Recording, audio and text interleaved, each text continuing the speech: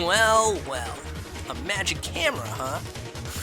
Big deal. Hey, I've had one of those for years. Why don't you step aside a moment, princess, and let a real veteran show you how it's done? Henshin a go-go, baby!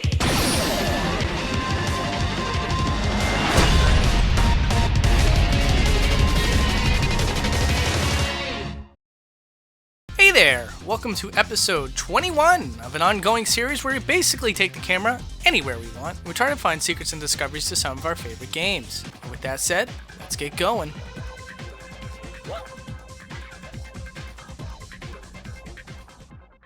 So we start off with the opening of the game, where Joe and Sylvia are watching a Captain Blue movie. Now in this scene, Sylvia gets a little bit upset with Joe because he's not being as intimate as he feels he should be. So while knowingly distracting him from the film, she pushes him over and gives him a good old smooch.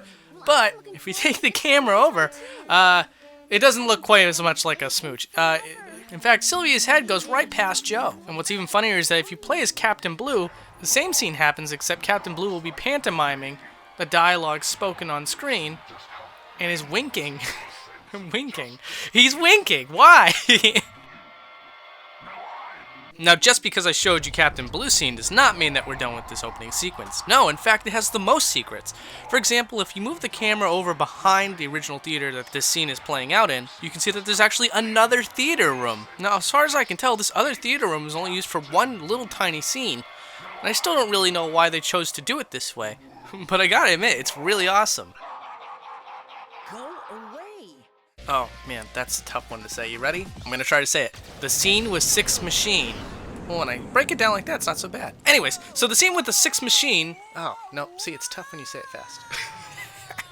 Anyway, when he drops Joe off into the world of the movie land, you assume that Six Machine has just taken off. But in fact, he sticks around for quite a while. So long, in fact, that while Captain Blue is explaining what has happened to Joe, what can actually happen is if you pan the camera up, you can still see Six Machine spinning around in the sky. I'm no longer able to fight because I have been defeated. You must take my place as the new action hero. So we're still in the first level of the game, and we have an indoor scene.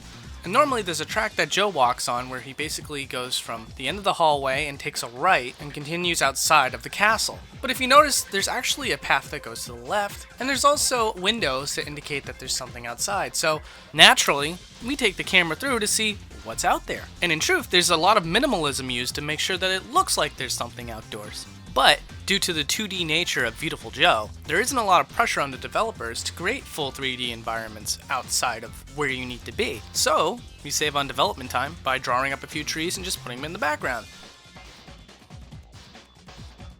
Alright, this is personally my favorite scene. Again, in the first level, there's a little bit of a puzzle sequence where you need to punch a stack of books onto a platform which opens a door. Now clearly there's some English written words on these books, so I had to look at it very closely to try to see what it said. And as I was going through these books, I found out that they're actually stacked on top of each other and that there's actually a unique texture for the fronts of the books. But Magic Camera's not doing a really great job of showing us what exactly those textures are. So instead what I did was I data mined the game, and I found the texture in its files for these books. And you can see here, it actually says Open Sesame, which is really funny and clever, but who would ever see it, right? I just thought that was great. Alright, now in Chapter 2, we get a nice wide shot of the environment of the city. And you know what? It's kind of looking like a little bit like Paper Mario at this point. I'm starting to notice that there's a lot of just 2D stuff in this game. And honestly, they did a great job. I couldn't really tell. I'm just saying a Viewtiful Joe / Paper Mario crossover wouldn't be such a bad thing, I don't think. Now, also what's kind of funny is I tried to move Joe a little bit forward to remove some of the culling, which activated some enemies, and I was like, oh, it's time to rumble.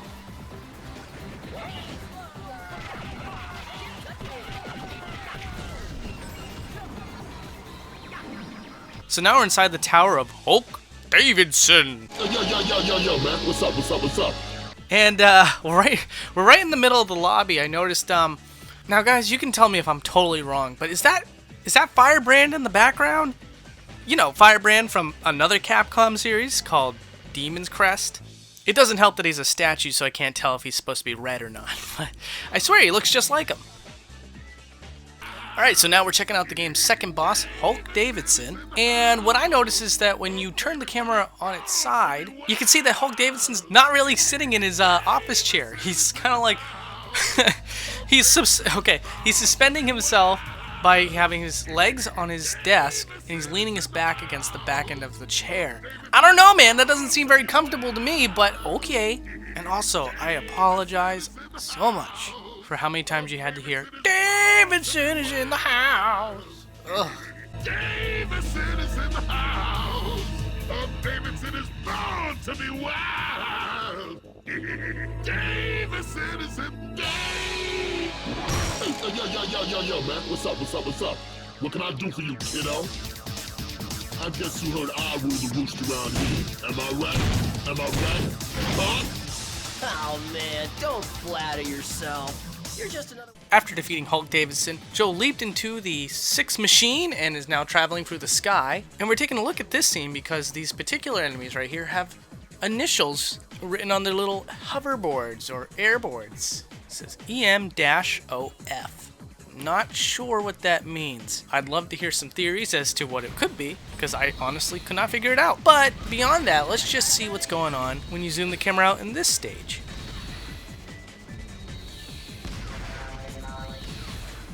Alright, now we're getting ready to fight the third boss, Bruce.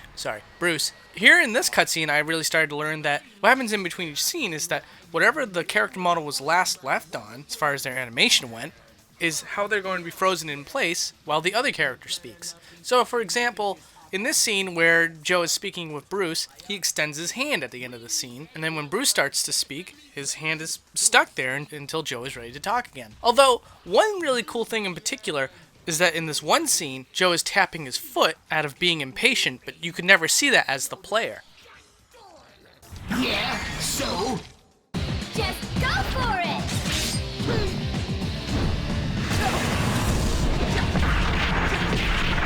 Alright, we're in Alistair's chapter, The Midnight Thunderboy.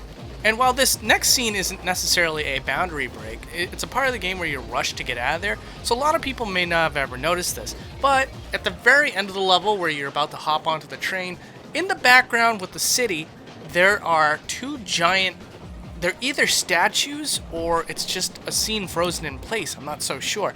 But you can see a woman shooting an arrow into the moon and another person casting a hex on it. I thought it was a very lovely backdrop that I'd never noticed out of my 4 times playing through Viewtiful Joe. Also, I noticed this billboard over here with some unique art of a rabbit, and it says no on it. Now, normally I wouldn't just show you a random billboard from the game, but I don't think this is anywhere else in the city level, whereas the rest of the level has a lot of unique art, but it gets reused and a lot of it gets really thrown into your face, so I didn't really feel the need to show you guys. And the last feature in this 3-for-1 deal is the train. Where does it go and where does it come from? Well, you kind of already saw just a second ago where it goes. It just kind of disappears the second that it hits the railway tunnel. But where does it come from? Well, pretty much the same thing. It just warps in really quickly. Very reminiscent of how it was in the Sonic Adventure episode with the car garage.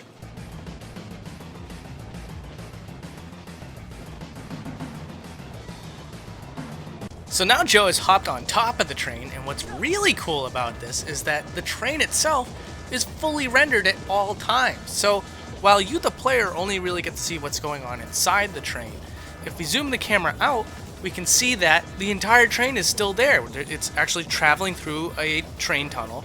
And if you take the camera on the opposite side, you can see that the outside of the train is fully rendered on its left, and at any given moment, the front of the train is fully rendered as well. It's almost like a little diorama for Viewtiful Joe. And you know what? I think I changed my mind. I think that this is my favorite scene. If only because they had a chance to give you the illusion that you're on a train, but instead they made you actually be completely on an actual rendered train. Go figure.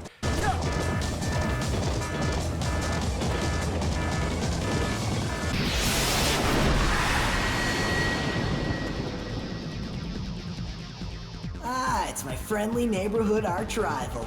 But you're a little late. The ritual has begun. I know you. The name's Alistair.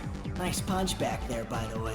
Alright, so arguably one of the best rival characters in any video game has just showed up. And what can we say about Alistair? Well, at one point he pulls out the script to Viewtiful Joe, which is so freaking meta it hurts my head, and he starts reading the script. Now, there's actually English words written inside the script, and wouldn't you know it, it's the first few lines that he says when he pulls it out. It looks like they misspelled the word fictional, but that's okay. I don't think they were really expecting people to sit there and read it. But what's even funnier is that he continues to read the script past these first 2 pages, and the words don't change. He stays on this page alone. But hey, I don't give a rip about all that. The only thing I'm interested in is testing my own strength. But unfortunately, that's all we have to say about Alistair. You're kidding, right? Oh, come on! No! Come on! Help a brother out, huh? The world's hot enough with me in it. So in this scene where we are about to fight Fire Leo, we are in a giant Coliseum arena. But one little feature that must have been scrapped is that apparently we're not in a Coliseum. No, sir, we're actually inside a giant spaceship. Now, they give a little bit of a hint of this after you defeat Leo, but you don't get to see the entire spaceship like this, which to me seems kind of crucial because at one point later in the game, I'm almost certain that that very same spaceship is shot down by Joe.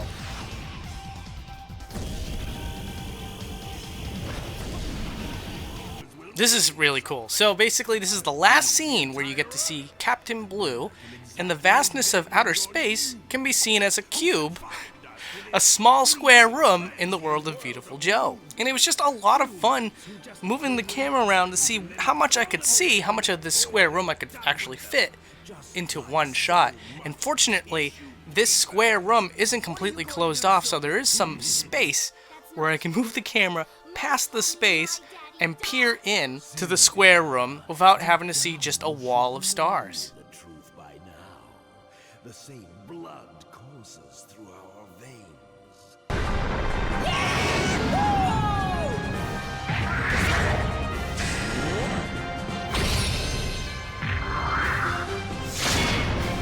So in the final battle, you are fighting on top of the planet Earth, and there are a lot of landmarks to be shown, but one thing you can't see as the player is it geographically accurate? And you know what's really cool is that yes, it actually is. So if you see the Statue of Liberty, then it's New York in, you guessed it, the United States of America.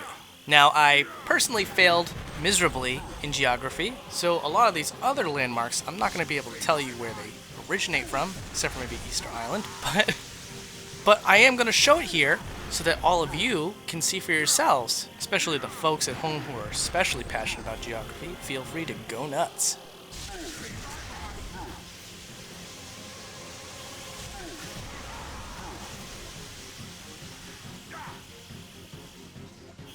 So this isn't very boundary breaky, I know, but I don't think there's any other YouTuber that'll take the time to actually discuss this because, let's be honest, there's not a whole lot of Viewtiful Joe content there out on the internet. But there are a lot of people that will talk about Phoenix Wright because that's what's hot. So feel free to share this with any Phoenix Wright enthusiast that you know. Did you know that the theme that's playing right now at the very end of Viewtiful Joe is an identical theme that is in the very first Phoenix Wright game? Just for the record, Phoenix Wright 1 came out on Game Boy Advance in 2001, so it actually got this song out first. So Viewtiful Joe is using the track from Phoenix Wright. Here's a side-by-side comparison so that you can make the judgment for yourself. Although I don't think there's really any room for debate here. And as if to answer my prayers, I was sucked into one of my films, and I was given the opportunity to live the life of a hero.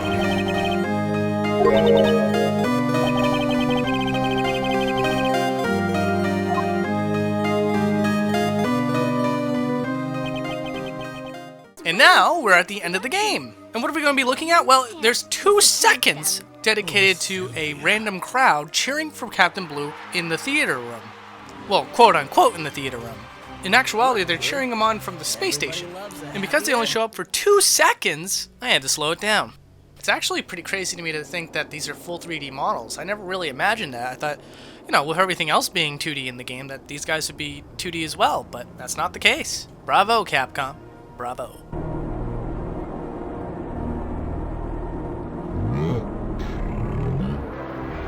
Everybody comes a happy ending. Attention to go. Attention to go. Thanks, Pat. You're welcome. So, cool news. I have an intern now, and it's not Pat. Pat's never been my intern. I don't intern. He does charity work. Michael Chin 1994 is now officially my intern, which it's not as exciting as it sounds. He's not going to be getting me cups of coffee. It's probably not even the same side of the country, so it's never going to happen. Actually, I do intend to pay him for every video that he does, and that's with all the ad revenue that I get off of these videos. So again, none of that ad revenue goes to me. It goes to people that help improve the show. So Michael Chin, thank you so much for all these intros, and hope to have more of you. And thanks for being my intern. So, I made a joke on Twitter about having Animal Crossing be one of the next episodes. That was a mistake because it made a lot of people very excited. So, it did make me decide one thing though. I'm going to have Animal Crossing as the first entry in this week's poll, and the second combatant for the next episode will be the Mario Party series. Now, I don't know which Mario Party I'm going to do. I'm likely going to start with a GameCube one and see how it goes from there. But if you're excited for Mario Party, vote for that. And if you're excited for Animal Crossing, vote for that. Alright guys, I'll see you next week. Later.